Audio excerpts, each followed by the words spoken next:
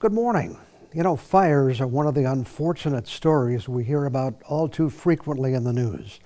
They often have tragic consequences affecting families and businesses. Upper Michigan has many dedicated firefighters, and most UP departments are staffed with volunteers. But there are a few cities with full-time departments. Marquette is one of those, and this morning we'll talk with Kirk Vogler, Battalion Chief, Shift 2 for the Marquette Fire Department, to learn more about fires and the role and responsibilities of the people who staff the full-time departments. Our conversation starts right now. From TV6, this is The Ryan Report. Here's your host, Don Ryan. Well, Kirk, nice to have you with us. Thanks for having me. I'm happy to be here. Glad we can talk about the Marquette Fire Department and firefighters in general and the good things they do for us. A little bit about you, first of all. I think you were originally from the Detroit area, maybe? Yes, yep, the Metro Detroit area, about 45 minutes northwest of Detroit. Okay, how did you happen to wind up in Marquette? Well, I started my fire career down there. I worked down there for 6 years, and I just started, a lot of my youth I spent in northern Michigan, and to me, coming from the Detroit area, northern Michigan was north of Saginaw. Okay. So I started looking for career departments north of that line, basically, Saginaw. I just liked the lifestyle more. And Marquette, at the time, there weren't a lot of jobs that were available in 2011, coming off of the recession in 2008. And Marquette was actually the first one that popped up. I put my app in and went through the testing process and was lucky enough to get chosen to be a firefighter in Marquette. How did you decide that you wanted a career in firefighting to begin with? So public service has been a big influence in my life, starting with my father, who's a police officer down in the Metro Detroit area, as well as a volunteer firefighter. And it was kind of funny. He always encouraged me to go the direction of being a firefighter. But I explored both and ultimately did listen to him. Okay. And boy, it's been super rewarding. I understand you have a brother who's a police officer. Yeah, so he didn't listen to my father. Okay. He ended up in law enforcement, actually in the city of Marquette as well. Okay. I worked hard to drag my whole family to this beautiful area and Okay. was lucky enough to be successful in that. Well, So. great. Let's talk about fires. You know, I don't think there's a week goes by that we don't hear a story of a fire somewhere in Upper Michigan. And, you know, we're not going to talk about those individual fires, but, Sure. you know, let's talk about why they're happening and, you know, how serious the problem is. Obviously, it can be devastating for families. I know you had some statistics that fires are a concern, you know, everywhere. Yeah, absolutely. And we see seasonal trends as well. So when we get into heating season, you see an increase in fires usually, which goes hand in hand. Other things that contribute to that, electrical things, you know, we call them emerging hazards too. Technology continues to change and advance, and with that becomes hazards associated like batteries that can cause fires and such. But especially with the cold snap that we've been in, it can be challenging to keep our pipes from freezing, to keep our houses warm. So people get creative in the ways that they try to heat their houses and use space heaters. Some people, you know, depending on what they have available, we can see ovens and stovetops used for heating devices, and that increases the chance for a fire anytime you're using some sort of improvised device. So when we come across that, or we try to get out into the public, that if you are using space heaters, we're not using them when we're sleeping.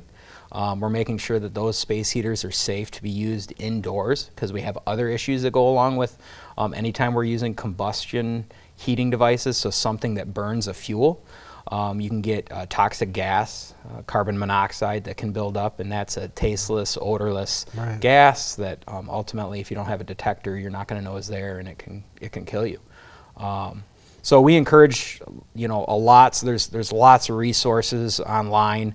My Prevention is a state organization that provides a lot of data, and some of that data I did bring with me for 2025. They just recently put out their statistics for fatal fires, specifically in Michigan.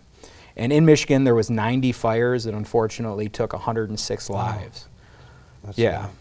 Which it is very concerning, and on an annual basis, the fire service tries to tailor its programs to drop that, reduce that. Okay. And even, you know, when they aren't fatal fires, fires can be very tragic for families, can't they? I mean, destroying homes and destroying memories and so many things.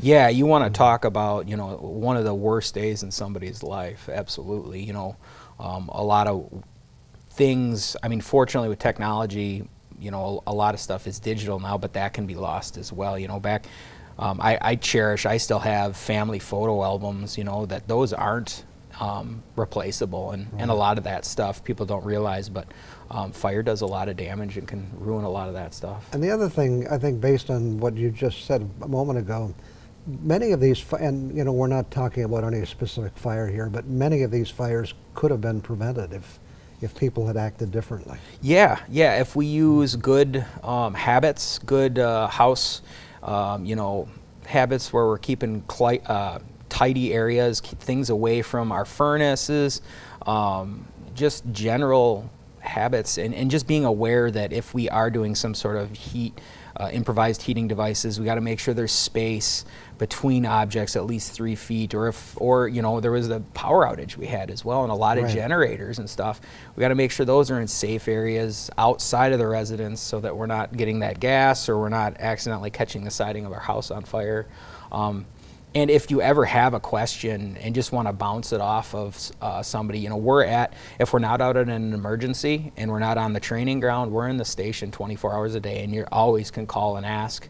We're happy to answer any questions, and if it's, you know, if it's in our ability to come to the house and make sure something's safe, we're willing to do that as well. There was a story on the station with your department a couple of weeks ago about kitchen fires as well, and they can be very dangerous, can't they? Yeah, so when we start talking about like grease fires and such, I think it's just human habit to like want to pick up something on the stovetop and carry it to a safe place, or throw, you know, we have water readily available in the kitchen, right? We want to throw water on it to cool it and put it out, and if it's a grease fire, that's not what we want to do, right?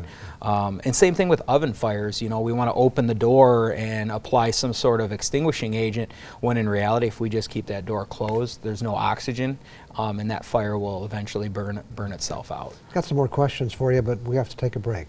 Back with more on today's show after this 2-minute break. My guest this morning is Kirk Vogler from the Marquette Fire Department, talking about fires. Before we leave fires, you had mentioned batteries, and I don't know that people understand, but with the new batteries we have and all the things that operated by batteries and lithium batteries, they do present some dangers, don't they? Yeah, lithium-ion batteries do, and we see a lot of our newer equipment powered by those. A lot of our tools that we utilize, and then a lot of like the e-bikes. And I know e-bikes in Marquette are a hot topic, right? And where we run into concern is if we're buying those on Amazon and they're not like a reputable manufactured device. If we're buying something that's extremely cheap, that presents a hazard, concern. And the other one is if it's damaged. And specifically, they can go into, it's called thermal runaway. So when we're charging those devices, if something's faulty or something's damaged, it can heat itself up, and once it reaches the threshold, then it'll go into thermal runaway, and it'll just, that chain reaction will just make it burn, continuously burn. And our concern with that, we see a lot of the public, since we don't have an ordinance, since there is something in the works to get that put together for safety purposes, but we're storing those e-bikes and charging them in points of egress. So if I live in a single family home, I may charge it somewhere between my path that I use to exit that house. A lot of times we use garages and things like that.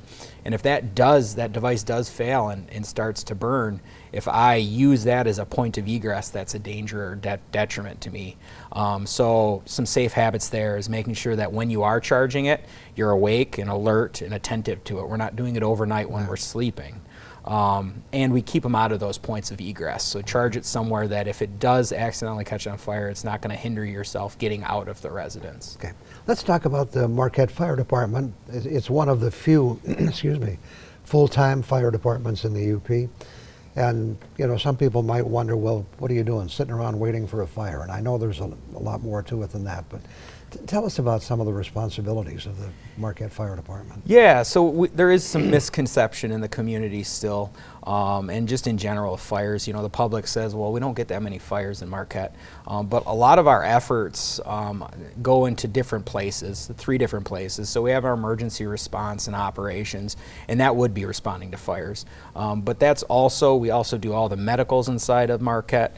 We're ALS, so we provide the same level of care as the paramedics do on the ambulance. We just don't physically have an ambulance. But a lot of times we can get there early enough in an incident, maybe a little bit before the ambulance, and initiate that care. So there's good continuity early and then carried all the way to the hospital. Another form of, or another, I guess we do a lot of tech rescue stuff as well. And I'm not going to get into all those different ones, but we do water, high angle, extrication, confined space, hazardous materials. So there's lots of different things that we do. People stuck in elevators? People stuck in elevators, absolutely. And a lot of times, you know, those service technicians that work for the elevator companies are hours away, and potentially that person is stuck in there. So we can get there quickly and safely get that person out of a stalled car in an elevator shaft, absolutely. Another avenue of things that we do is fire prevention. So if, you know, we're not training for all those different response types, we do fire prevention. We're inside of all of our schools in the MAPS district, teaching starting at preschool and kindergarten, all the way up through freshman year in high school, where we end the program with safe babysitting classes. But we're teaching different fire prevention all the way through that, and that happens on a day-to-day basis routinely in our schedules. Okay. We also have code enforcement. So then we have other individuals assigned to rental inspections. So with NMU, we get a ton of single-family houses that were converted into multi-family houses. So they have 3, 4, 5 apartments in a house. And in the early 90s, they recognized that we needed to have some sort of rules and regulation to make sure that these are safe, inhabitable spaces. So we have that. We have a fire marshal that does the business side of that as well. So any business inspections or festival inspections. So we fill our days are quite busy and quite full. We work 24-hour shifts on the operations sides of things. We have daily business hours, just like everybody else does, from 9 to 5. And then those other times we're either working on projects for the department. Physical fitness is extremely important, right? Firefighting, when it does take place, is physically demanding. So we get some gym equipment and things like that. And just for some context, I started in 2011. And in 2011, the Department for Emergency Response ran 800 calls for service in 2011. Last year, in 2025, we ran 3,005 calls for service. Amazing. So it's a significant change in how much, you know, call volume we have had. And a lot of that is medical in nature, but it's you know, it's important. We're strategically placed in our community to have those quick response times. Right.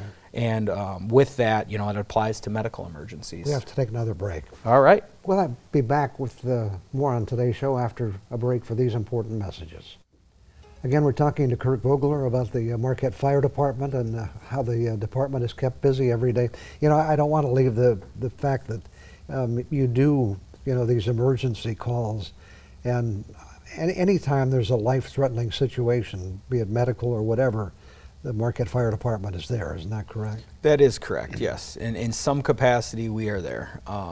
And a lot of times, too, it's outside of the city of Marquette. We have mutual aid agreements with several communities throughout the county, and which is great, because if we have a big event, we need to lean on them as well. Like sure. We were talking, we only have 24 members for the entire department on the operational side of things. So that limits your capabilities naturally. So we have to be good neighbors and work together. So your people are all fully trained as EMTs, or?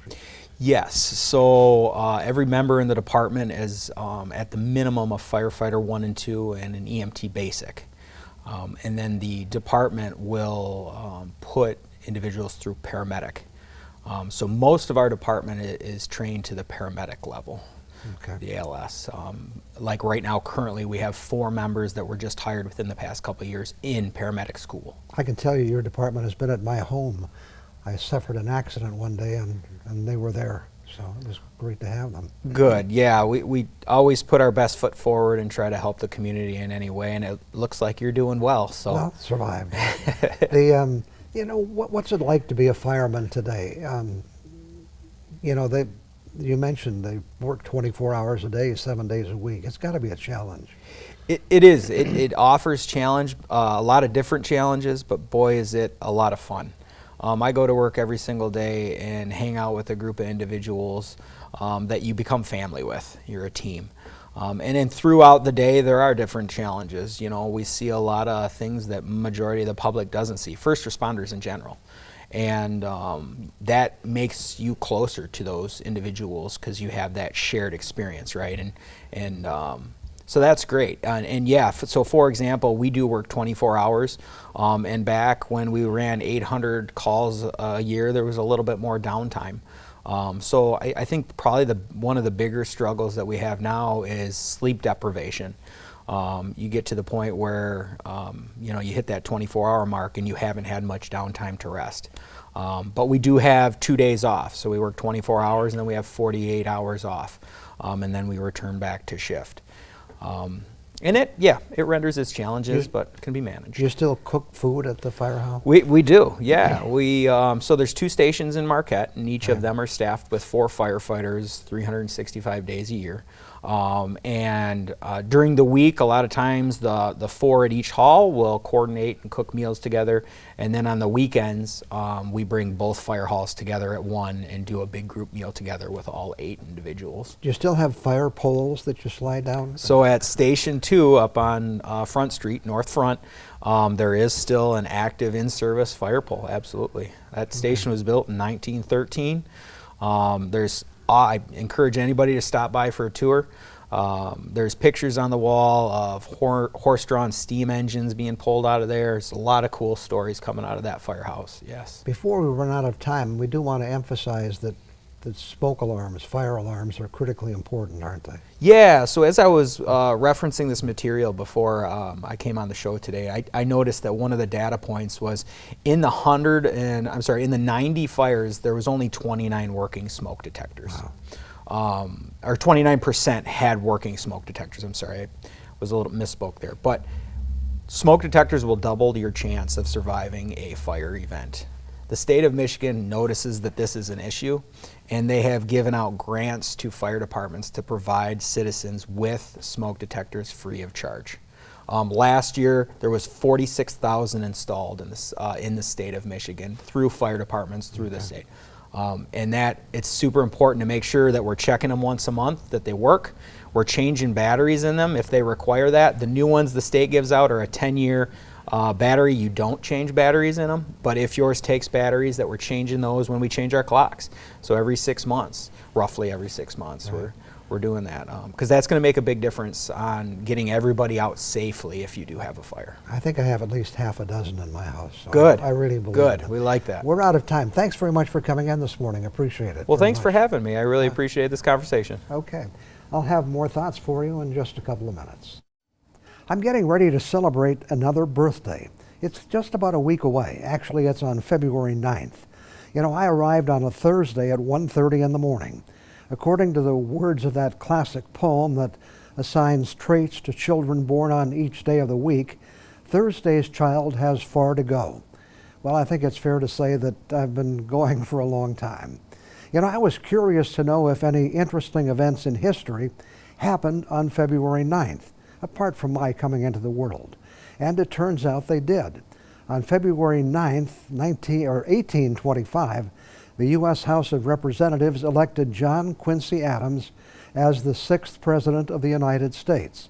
The House got involved because no candidate received a majority of electoral votes in the 1824 election. Despite Andrew Jackson winning the popular vote, the House decided the election with Adams winning on the first ballot.